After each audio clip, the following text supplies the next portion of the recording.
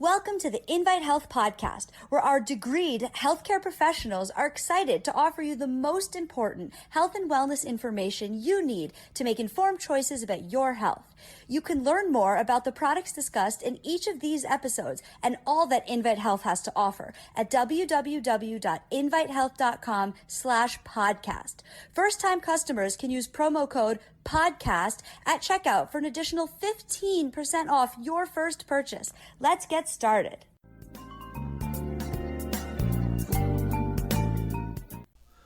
Chronic constipation is incredibly common. Chronic means, ongoing all the time. It affects over 16% of the planet's population. So if you do the math, that's over 1,300,000,000 people. So it's incredibly common. Now, it's more common in women, and it's more common in the elderly, for several reasons. One, the elderly tend to not drink enough fluids. Their sense of thirst diminishes. Two, the elderly lose muscle tone. And three, the elderly might be taking a mixture of drugs. It's called polypharmacy that might affect their ability to defecate. But it can affect anybody. And it can have some really painful, very uncomfortable, unpleasant consequences. Now, in this episode, we're going to focus on very safe ways to relieve constipation. But here's the thing. These ways of treating constipation should actually be part of everyone's lifestyle to begin with. So, hi, my name is Jerry Hickey. I'm a nutritional pharmacist, licensed pharmacist. I'm also the senior scientific officer over here at Invite Health. You can find all of the Invite podcasts for free wherever you listen to podcasts, or just go to invitehealth.com/podcast. You can also find Invite on Facebook, Twitter, and Instagram at Invite Health. Now, all of the information on today's episode will be listed in the episode description. So let's discuss different ways of getting rid of constipation that actually improve your health overall. These are general things we should all be doing. So I guess we should start off with a definition of constipation. Basically, it's pooping. We're going to say poop instead of defecate because it's a shorter word, and everybody knows the word poop. Basically, pooping less than 3 times per week. But honestly, people should be defecating or pooping daily. They should be pooping daily. Also, it could be difficulty in passing the stool. The stool is another word for poop. Or it could be an incomplete evacuation, feeling like you still have to go. Now, first of all, you need to poop to detoxify. All of those chemicals and the pollutants and old used up drugs and old spent hormones, etc., you're getting rid of the lion's share of these in your poop. So if you don't poop, bacteria can work on the poop, break it down, and recycle the toxins. Now, one way to help prevent that from happening, by the way, is eating cabbage-type vegetables. They have glucuronic acid in cabbage-type vegetables that is used by the liver, by the way, in detoxification, but it seals the toxins into the poop a little bit. So that's, kind of like, So you need to poop to get rid of toxins. There's very, very, very weak evidence that constipation increases the risk of colon cancer, which frankly confuses me, because you would think having those the bile acids are toxic too. Bile acids are things that help you break down and digest fats. They're released in the digestive tract to break down fats so you can absorb them. Bile acids are toxic and irritating, and the toxins in the poop are staying in contact with the lining of the intestines, and that can't be good. That can't be good. So even though the research is weak on increased risk of colon cancer and being chronically constipated, it makes me wonder. I mean, I remember the Nurses' Health Study going back, decades. I believe it was in the late 1980s. And they found that the nurses who were chronically constipated, which comes from shift work frequently causes chronic constipation. So they were concerned about nurses and shift work. In the Nurses' Health Study, that's one of their poignant findings, was that the constipation increased their risk of having colon cancer. the nurses who were chronically constipated. So I wonder really if the research is wrong in pointing out that there's not an increased risk. I think that there probably would be, but let's move on. By the way, besides eating cabbage vegetables to help protect yourself if you're chronically constipated, take a probiotic. And those are two ways to treat constipation. Now, we're not talking about constipation caused by drugs, and we're not talking about constipation caused by diseases. Different diseases like thyroid disease can increase the risk of, and of course Crohn's disease and colitis can increase the risk of having constipation. So we're not talking about that, that's different. Sometimes those have to be medically treated. In fact, frequently they have to be medically treated. We're talking about constipation that is mostly due to lifestyle. Now, what are the consequences of chronic constipation? Chronic meaning consistent. There are many. Flatulence. Now, yeah, lots of luck at a party or riding in someone's car. So flatulence means lots of gas. Of course, you have to release that or you're going to get abdominal cramps. In fact, a frequent symptom or a frequent side effect of constipation is cramping in the intestines. Hemorrhoids, they're also known as piles, like a lot of people call them piles. Hemorrhoids can bleed, they're itchy, they're uncomfortable, they could be painful. Fecal impaction, which is exactly what it sounds like. The poop literally converts into cement, and it causes lots of pain and discomfort, and this has to be medically treated. Bowel incontinence, that's going to be embarrassing, but also horribly uncomfortable, bowel incontinence. So urine incontinence, bladder incontinence is when you're leaking urine. Bowel incontinence is just the opposite side. Anal fissures, now that's really painful. The skin of the anus, the end of the intestines, is moist and it's very thin. So it can tear, it could be skinned off, and this is extremely painful. So this can happen with constipation. So what about drugs? Well, some of the newer drugs, they could cause dizziness and flatulence and cramps and all kinds of side effects. But the old-fashioned laxatives, some of them are quite toxic. They can make you lose too many electrolytes. They can make you fatigued. But even though they work at first, generally over time they lose their benefits. They lose their effect. Now, some people have to be on a laxative. They take stool softeners, like people with very weak hearts who have heart failure and have had heart attacks. If they're constipated and they're pushing hard, that could trigger a heart attack. That's not unusual. So you'll see a lot of times if you're a pharmacist and you're filling a prescription, when people come in for their heart medication, their heart failure medication, etc., they're also getting a stool softener. That's a whole different thing. Like I said, that's more of a medical thing. So let's talk about you and me. Have I ever had constipation? Yeah.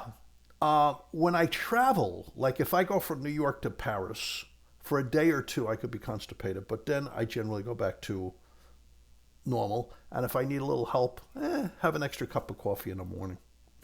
You're making your intestines a little nervous. It'll help you go if you're traveling, but that's not the way you want to do it. So the first thing is, and this is common in older people and sometimes in women, water.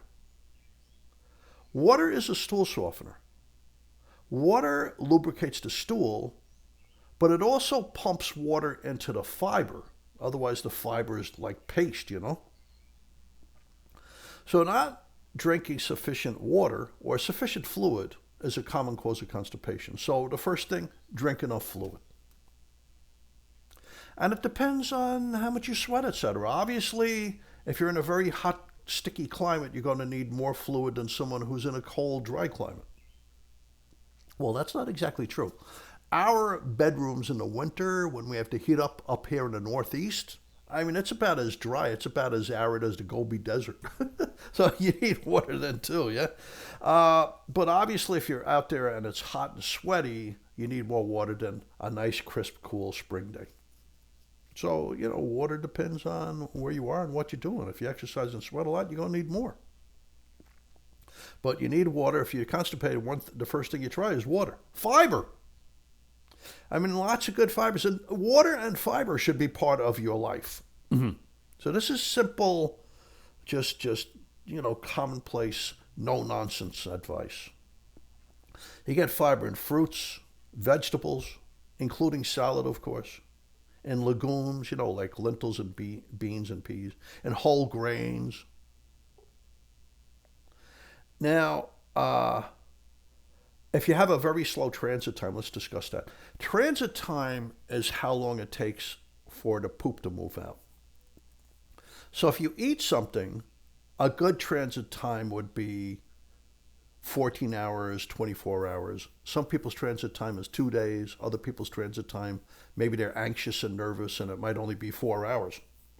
So a good transit time from food to poop, leaving the body, would be about, let's say 15 to 24 hours. How can you check that? Simple. Eat a lot of blueberries. And when the blueberries, they'll darken the poop, they'll make it very dark, and when they show up, there you go. Or go to a health food store and get some of those activated charcoal capsules and take like 4 of them. They're safe. They're made from vegetables. They're not made from meat. They're made from vegetables, so they're safe. You take 4 of them, swallow it with a lot of water, and when you see it coming out in the poop, that's basically your transit time. So what does fiber do? Fiber adds to the volume of the stool. And fiber helps pull water from your intestines into the stool. And not having enough fiber is commonplace. So if you have a very slow transit time, the fiber will slow down the transit time even more. So you really need to speak to your doctor about that or your nutritionist about that. Get in touch with that. But fiber also feeds you good bacteria. Fiber has these types of undigestible starches, like fructooligosaccharides, that good bacteria use for food. That's why if you don't eat a healthy diet, your good bacteria die off and you get the inflammatory type of bacteria, which cause all kinds of health problems over time. So when you eat fiber-rich foods like broccoli and spinach and peas and whole grain rice and whole grains in general, and whatever else, blueberries, whatever good food you're looking at, and some nice celery or lettuce, that feeds you good bacteria. So that's a good thing. So fiber and water are your first 2 steps. And then exercise. They're not sure all the reasons why exercise is good for your bowel habits. One reason is that exercise reduces stress. If you're chronically stressed, stress is important. Stress keeps you out of danger. Stress is needed to wake you up in the morning.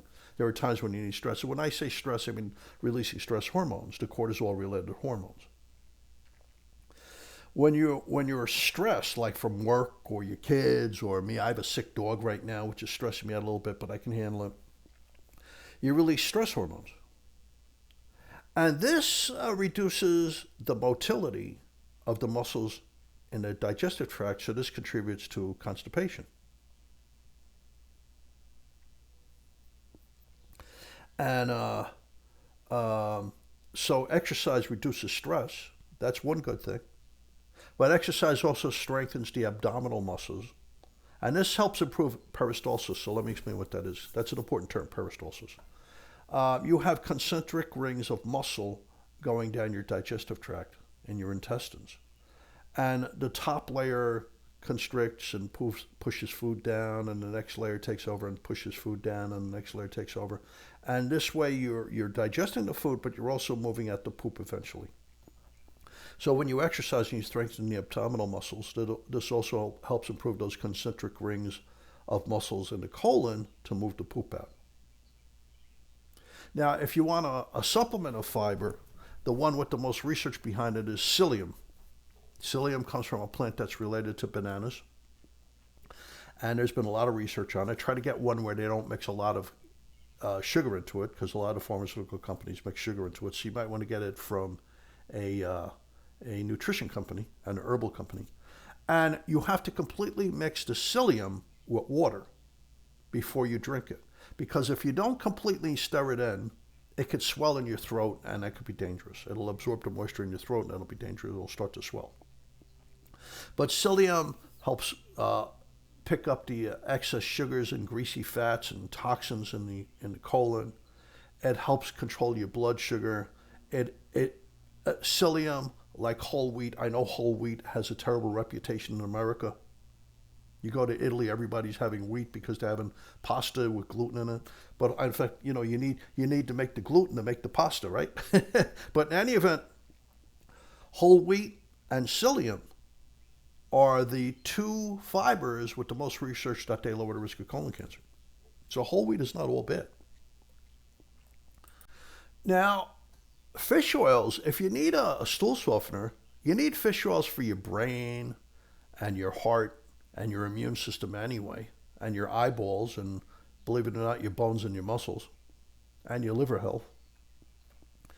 So if you need a stool softener, just take a bunch of fish oil capsules. Like if you take enteric fish oil capsules, they have an extra coating, and they'll come apart in your colon, and if you take like 3 of those, that'll be a stool softener. So if you need a stool softener, you're a lot better off with fish oils than the stuff they're selling, like DocuSate that they sell in the pharmacies. And pharmacies sell fish oil, so you can get it in the same fridge store. Now, another thing that helps constipation is the mineral magnesium. That's good. See, I said water, I said fiber, I said exercise. People should be doing these also. Anyway, it should be incorporated into everybody's lifestyle. But magnesium should be too. Most people do not get sufficient magnesium from their food. You can find magnesium in green leafy vegetables and beans, and you can find it in fish. But most people don't get sufficient magnesium. There's a lot of data. There's thousands and thousands and thousands and thousands, probably hundreds of thousands of studies on magnesium. Magnesium does really important things in the human body. For one thing, you need magnesium to activate melatonin at night. Melatonin's needed for memory. Melatonin's needed to build bone. Melatonin's needed for the immune system. Melatonin's needed for digestion. Melatonin's needed for sleep. Melatonin's needed for healing the brain. You need magnesium to release melatonin at night. But in the daytime, you need magnesium for energy. Most of your energy from food comes in the form of something called ATP, adenosine triphosphate. And most of it is attached to magnesium. Otherwise, you would flare it up and use it just like lighting a match. So the magnesium evens out the use of energy. If you lack magnesium, you're not going to have muscle strength. Your nerves are going to be nervous. You're not going to have energy. And it's bad for your heart because your heart needs magnesium to regulate the rhythm of the heart and to regulate your blood pressure. Your blood vessels need magnesium to open and close properly. Magnesium also seals calcium into your bones. But here's the thing. And magnesium does so many things. It does hundreds and hundreds of things. You need magnesium for proper brain function. But magnesium, depending on the type you use, can act as a laxative. So you have to have magnesium.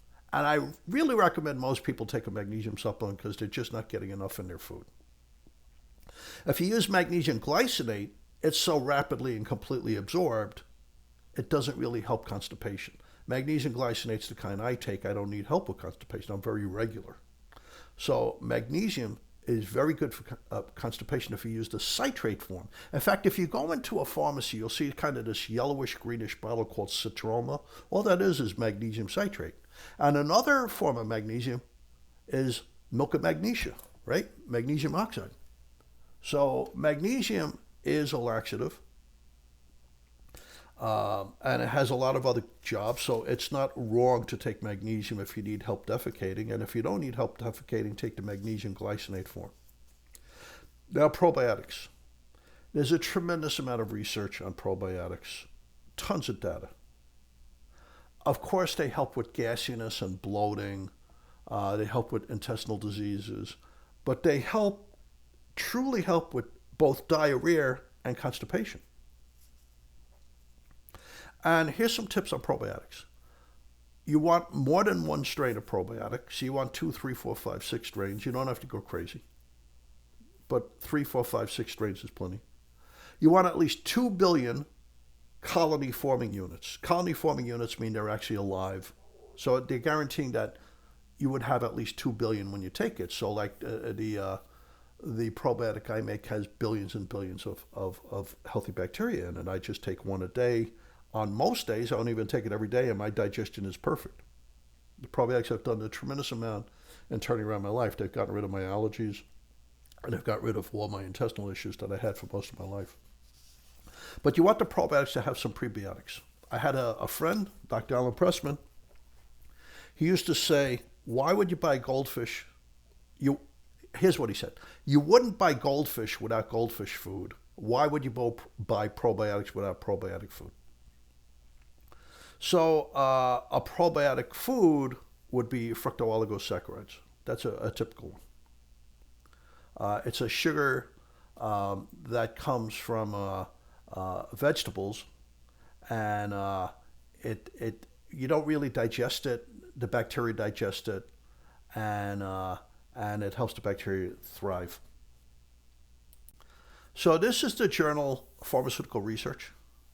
I got to do this quickly. I've been spending a lot of time on this. It's 163 patients with persistent diarrhea, persistent meaning chronic. It's a 42-day trial. They gave them Lactobacillus plantarum, which is now called Lactoplantobacillus plantarum. They changed the name, but it's Lactobacillus plantarum. That's the name I'm used to. Versus placebo, what we used to call a sugar pill. They collected the stool samples at the start of the study and at day 28, and at the last day of the study, day 42. And here's what they found. Bowel movements were absolutely improved.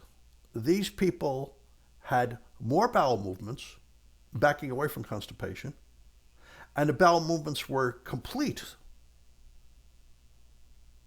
So the probiotics improved the population's beneficial bacteria dramatically, which is interesting. When you gave that one strain of probiotics, not only did that increase in number, but a whole bunch of other species of healthy bacteria increased in number. Now, in this one, it's 100 patients with chronic constipation. It's a 12-week trial, and they gave them symbiotics. Symbiotics is when you give the good bacteria along with their food. So it's a probiotic is the bacteria, a prebiotic is the food. When you put it together, it's called a symbiotic. So it's 100 patients with constipation. It's the journal Nutrients. When they gave them the probiotic, 65% improved, reported a good improvement. Over half had a complete resolution of their constipation. It's in the journal Nutrients, August 27, 2016. Now, also, the loose stools improved. Their stool consistency improved. So it got rid of their constipation. It got rid of constipation-related gassiness and pain. And their transit time improved. The stool consistency improved. Most of them, the lion's share, had an improvement in their constipation. And it was all good. Do I need to read more of these? I have a bunch others. Now, the strains to look at, Bifidobacterium animalis subspecies lactis, Lactobacillus acidophilus, Lactobacillus plantarum, Lactobacillus rhamnosus, all of those help with constipation. So if you get a probiotic with at least one of them, and it's a good probiotic, it really should help you. In any event, let me give you a timeline real quickly. What you should expect from a good probiotic. For the first 3 weeks, you might be a little more gassy and you might have more bowel movements than you used to. But after about 3 weeks, your intestines really calm down and your digestion improves dramatically. At about the 4-week point with a good probiotic, it starts to improve your immune system. So you're less inflamed on the one hand, but at the same time, you have an improvement in fighting off, according to the data, cancer cells and fighting off viruses. By about 2 months, your allergies should start to improve. So if you have allergies, you want to take it every day long term. But once you've been on a bottle or two of the probiotic, you probably could skip a couple of days at a time. You could take the probiotic every other day or every third day and save some money. It's more convenient because you've already established good bacteria. Now, what kills off probiotic bacteria? Pollution, inhaling pollution. Using a lot of cleaning fluids, you're inhaling the cleaning fluids, it's killing off your good bacteria. Diabetes, obesity, overweight, belly, alcohol, a terrible diet, all of those things. And aging, sadly, kills off your good bacteria. And of course, antibiotics kill them off immediately. Many drugs kill them off, even drugs for heart disease, etc., kill off your good bacteria. So what it really comes down to is most people need a probiotic supplement. Almost all people need a probiotic. If you live in a polluted city, if you live near a highway or an expressway, if you have diabetes, if you're overweight, and I don't mean overweight muscle, I mean overweight fat, if you're using a lot of chemicals that you can inhale, all these things indicate that you need a probiotic. If you have allergies, you probably need a probiotic. If you have diarrhea or constipation, you probably need a probiotic. If you've been on drugs, you probably need a probiotic. If you drink alcohol or you smoke cigarettes, you need a probiotic. So let's get back to constipation. Simple. You need to drink enough fluid. You need to eat enough fiber. You need to exercise. Magnesium is important for all of us to take. Fish oils could be helpful as a stool softener if needed. And probiotics. Most people need a probiotic anyway. Thanks for listening to today's episode. You can find all of the Invite episodes for free wherever you listen to podcasts, or just go to invitehealth.com/podcast. You can also find Invite on Twitter, Instagram, and Facebook at Invite Health. I want to thank you so much for listening. Hope to see you next time on another episode of the Invite Health Podcast. Jerry Hickey signing off.